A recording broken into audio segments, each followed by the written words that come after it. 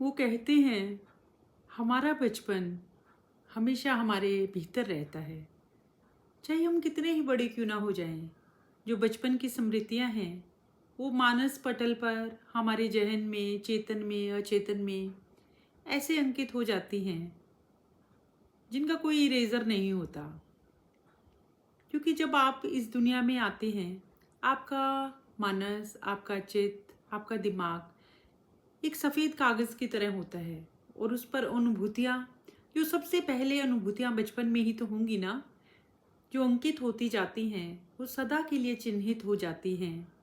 माना आगामी जीवन की घटनाएं कुछ उन्हें धूमिल तो कर जाती हैं, लेकिन उन्हें जहन से मिटा देना आगामी 100 वर्ष की जिंदगी के बस की भी बात नहीं। तो इन्हीं भावों को लेकर यह मेरी रचना है, वह पुराना घर। वह पुराना घर, वह पुराना घर मेरे आज भी सपनों में आ जाता है, जहाँ जीवन का परिचय हुआ था अनुभूतियों से। जाने क्या क्या मानस पटल पर छा जाता है। वह पुराना घर मेरे आज भी सपनों में आ जाता है।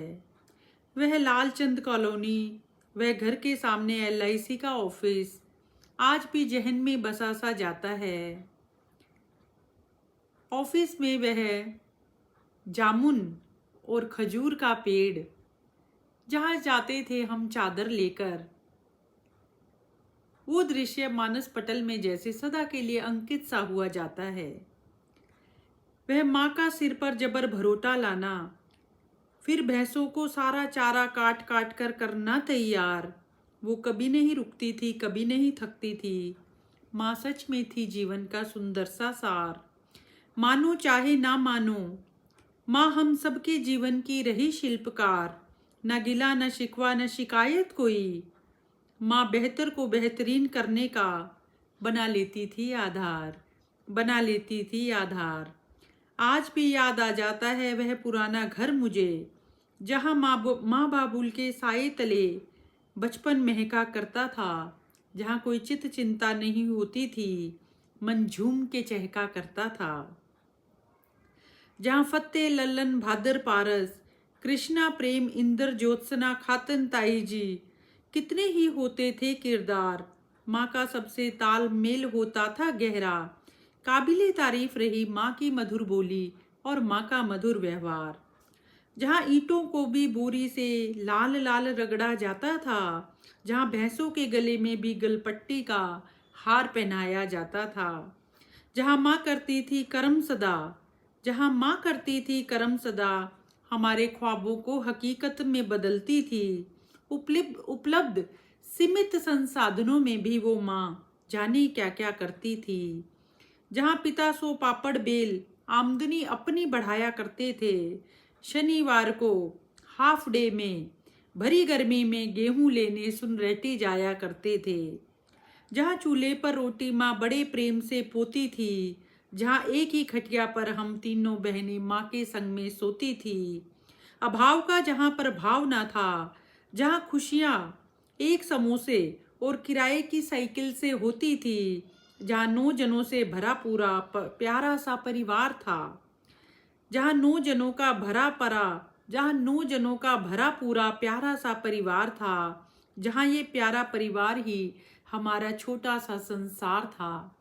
कई बार ना मुझे बहुत हैरानी होती है कि हम एक ही घर में 9 लोग रहते थे और बड़े कमरे में एक ही अलमारी, वो भी छोटी सी होती थी, जिसमें सबके कपड़े समा जाते थे, है ना। और फिर भी सब कितने तृप्त, कितने खुश होते थे। जहाँ पर और भी जाने कितने ही लोग आ जाते थे, माँ सबको खाना खिलाती थी, वे अकंठ तृप्त हो जाते थे। जहाँ कभी कभी कपड़ों का, कभी गेहूं का, कभी भैंसों का होता था व्यापार। कर्म का अनहद नाद बजा करता था सदा, कर्मठता कभी मानती नहीं थी हार। माँ की अथक मेहनत और प्रयास, माँ की अथक मेहनत और प्रयास, जहाँ खुलकर मुस्कुराते थे, जहाँ प्रयास मिलकर उपलब्धियों की चौखट सदा खटखटाते थे। माँ का संकल्प मिला करता था जहाँ सिद्धि से, जहाँ माँ का संकल्प मिला करता था जहाँ सिद्धि से, हम उसी परिवार के ही तो हिस्सा थे, हिस्सा हैं और हिस्सा रहेंगे। जहाँ समय संग नए नए रिश्तों के तार, जहाँ समय संग नए नए जुड़े रिश्तों के तार, बहुओं और दामादों से बदल गया सारा संसार। माँ पापा के होने से पीहर जाने की कसक सताती थी, उनका साया सिर पर होने से जिंदगी बेफिक्री की तान सुनाती थी। आती थी जब गर्मी की छुट्टियां, झट जाने की तैयारी हो जाती थी।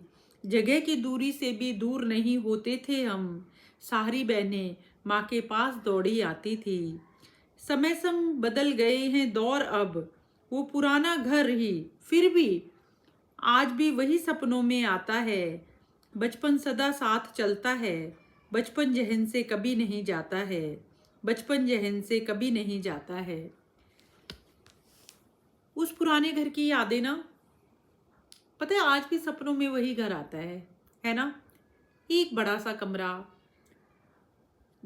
2 स्टोर, एक छोटी रसोई, है ना, नई किचन, ऊपर एक कमरा, लंबी सी एक जाने का रास्ता, है ना, कोने में होदी, सब कुछ बहुत याद आता है ना, क्योंकि वहाँ से ज़िंदगी शुरू हुई थी। एक सहजता का वातावरण मिला, जहाँ कर्म का अनहद नाद मेरी माँ ने ऐसा बजाया, उस अनहद नाद की जो थाप है ना, आज भी मुझे लगता है, और नहीं तो हम सब भाई बहनों के व्यक्तित्व में तो आज भी उस थाप की आवाज़ सुनाई देती होगी। मुझे तो देती है, तो निश्चित रूप से आपको भी देती होगी। तो पुराने घर की बातें अलग होती हैं।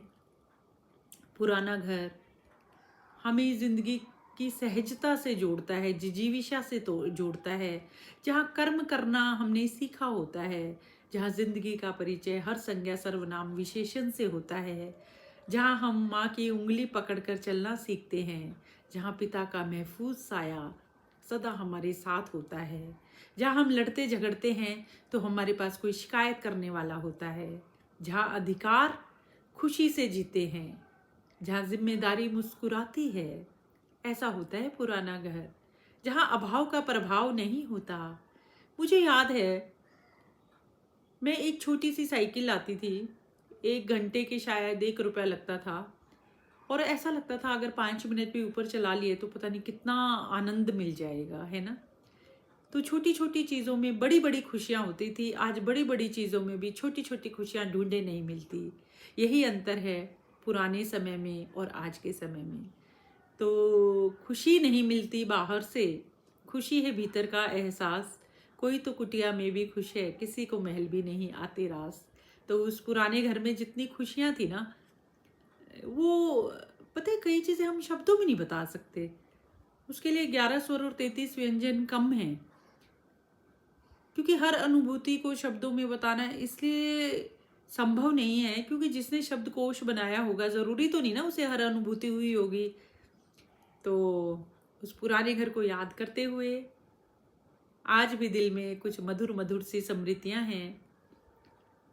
एक जहाँ से जीवन का सफ़र शुरू हुआ था, वो रोहतक में पुराना घर।